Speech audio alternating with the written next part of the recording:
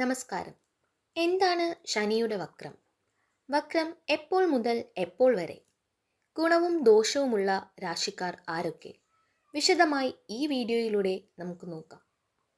ജ്യോതിഷത്തിലും ജ്യോതിശാസ്ത്രത്തിലും വളരെ പ്രാധാന്യമുള്ള ഒരു വലിയ മാറ്റത്തിലേക്ക് നമ്മൾ കടക്കുകയാണ്. 2026 ജൂലൈ 27 മുതൽ ഡിസംബർ 11 വരെ ശനി ഭഗവാൻ മീനം രാശിയിൽ വക്രഗതിയിലേക്ക് മാറുന്നു. എന്താണ് ശനിയുടെ വക്രം? ഇത് നമ്മുടെ ജീവിതത്തെയും നിങ്ങളുടെ രാശിയെയും എങ്ങനെ ബാധിക്കും? ശനി വക്രത്തിൽ വരുമ്പോൾ പേടിക്കേണ്ടതുണ്ടോ? അതോ ഇതൊരു വലിയ അവസരമാണോ? ഈ കാര്യങ്ങളെല്ലാം വ്യക്തമായി ലളിതമായി ഈ വീഡിയോയിലൂടെ നമുക്ക് മനസ്സിലാക്കാം. എന്താണ് ശനിയുടെ വക്രം? ആദ്യം തന്നെ എന്താണ് വക്രം എന്ന് മനസ്സിലാക്കാം. ജ്യോതിശാസ്ത്രപരമായി പറഞ്ഞാൽ ഒരു ഗ്രഹവും ബഹിരാകാശത്ത് യഥാർത്ഥത്തിൽ പുറകോട്ട് സഞ്ചരിക്കുന്നില്ല. ഭൂമി ഒരു വർഷം കൊണ്ട് സൂര്യനെ ചുറ്റി വരുമ്പോൾ ശനിക്ക് അതിന് ഏകദേശം 29.5 വർഷം വേണം. അതുകൊണ്ട് വേഗതയേറിയ ഭൂമി ശനിയെ മറികടന്നു പോകുമ്പോൾ ഭൂമിയിൽ നിന്ന് നോക്കുന്ന നമുക്ക് ശനി പുറകോട്ട് പോകുന്നതായി തോന്നുന്നു. എന്നാൽ ജ്യോതിഷത്തിൽ ഇതിന് വലിയ പ്രാധാന്യമുണ്ട്. ശനി അച്ചടക്കത്തിൻ്റെയും കർമ്മത്തിൻ്റെയും ഗ്രഹമാണ്. ശനി വക്രത്തിൽ നിൽക്കുമ്പോൾ അതിൻ്റെ ഊർജം അകത്തേക്ക് തിരിയുന്നു. അതായത് മുൻപ് ചെയ്ത കാര്യങ്ങൾ പുനഃപരിശോധിക്കാനും മാറ്റിവെച്ച ജോലി പൂർത്തിയാക്കാനും പഴയ തെറ്റുകൾ തിരുത്തി കാര്യങ്ങൾ ആസൂത്രണം ചെയ്യാനുമുള്ള ഒരവസരമാണിത്. ഇനി ഈ വക്രഗതിയുടെ തീയതിയും സമയക്രമവും അറിയാം. 2026 ജൂലൈ 27 ശനി മീനം രാശിയിൽ വക്രത്തിലേക്ക് കടക്കുന്നത്. ഡിസംബർ 11 വരെ, അതായത് ഏകദേശം 138 ദിവസങ്ങൾ ശനി വക്രത്തിൽ തുടരും. ഇവിടെ പ്രധാനമായി ശ്രദ്ധിക്കേണ്ട ഒരു കാര്യമുണ്ട്. ഈ വക്രഗതിയുടെ ഫലങ്ങൾ ജൂലൈ 27 മാത്രമായിരിക്കില്ല തുടങ്ങുക. ജൂലൈ പകുതിയോടെ തന്നെ, അതായത് വക്രം തുടങ്ങുന്നതിന് 10 മുതൽ 15 ദിവസം മുൻപ് തന്നെ ഇതിൻ്റെ മാറ്റങ്ങൾ നമ്മുടെ ജീവിതത്തിൽ അനുഭവപ്പെട്ടു തുടങ്ങും.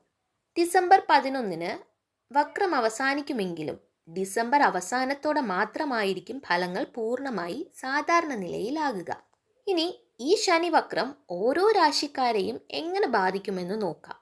അനുകൂല ഫലങ്ങൾ ലഭിക്കുന്ന രാശികൾ. ഇടവം. ഇടവക്കൂറുകാർക്ക് ഈ സമയം സാമ്പത്തികമായി വലിയ നേട്ടങ്ങൾ വരും. മുടങ്ങിക്കിടന്ന കുടിശ്ശികകളും ധനലാഭവും തിരിച്ചുകിട്ടും വഴിയൊരുങ്ങുന്നു. കർക്കിടകം. കർക്കിടക രാശിക്കാർക്ക് ഭാഗ്യാനുഭവങ്ങൾ വർദ്ധിക്കും. ഉപരിപഠനം, വിദേശ ബന്ധങ്ങൾ, തീർത്ഥാടനങ്ങൾ എന്നിവയ്ക്ക് അനുയോജ്യമായ സമയമാണിത്. വൃശ്ചികം. വൃശ്ചികക്കൂറുകാർക്ക് തൊഴിൽ രംഗത്ത് കാര്യക്ഷമത കൂടും.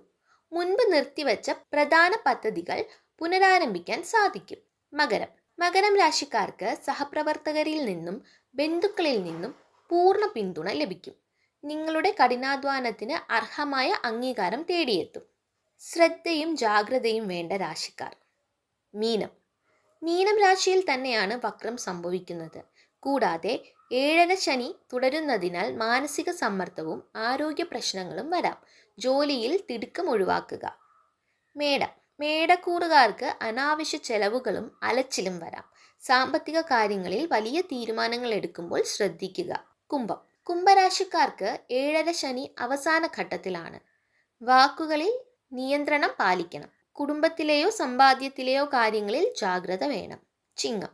ചിങ്ങക്കൂറുകാർക്ക് അഷ്ടമശനി തുടരുന്നതിനാൽ തൊഴിൽ ഭാരവും തടസ്സങ്ങളും ഉണ്ടാകാം.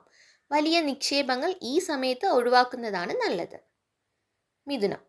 മിഥുന രാശിക്കാർക്ക് ജോലി സ്ഥലത്ത് ഉത്തരവാദിത്തങ്ങൾ കൂടും. മേലധികാരികളുമായി അഭിപ്രായ വ്യത്യാസങ്ങൾ ഉണ്ടാകാതെ നോക്കണം. മിശ്രഫലങ്ങൾ ലഭിക്കുന്ന രാശിക്കാർ. കന്നി. കന്നിക്കൂറുകാർ പങ്കാളിത്ത ബിസിനസ്സുകളിലും പുതിയ കരാറുകളിലും ഒപ്പുവെക്കുമ്പോൾ രേഖകൾ കൃത്യമായി പരിശോധിക്കുക. തുലാം. തുലാം രാശിക്കാർക്ക് കഠിനാധ്വാനത്തിലൂടെ തടസ്സങ്ങൾ മറികടക്കാനാകും. എങ്കിലും ആരോഗ്യകാര്യത്തിൽ അല്പം ശ്രദ്ധ വേണം. ധനു. ധനുരാശിക്കാർ കുടുംബപരമായും വസ്തുസംബന്ധമായുമുള്ള കാര്യങ്ങളിൽ ശ്രദ്ധ പുലർത്തുന്നത് നന്നായിരിക്കും.